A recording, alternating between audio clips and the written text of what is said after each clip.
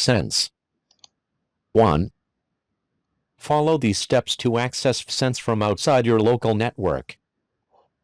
Block private networks and loopback addresses. Uncheck. Save. Apply changes. Block private networks and loopback addresses. Make sure it is configured like this.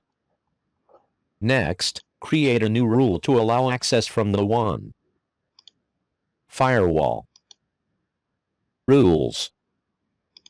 1. Pass. 1. IPv4. TCP. Source any. Source any. Destination. WAN address. WAN address.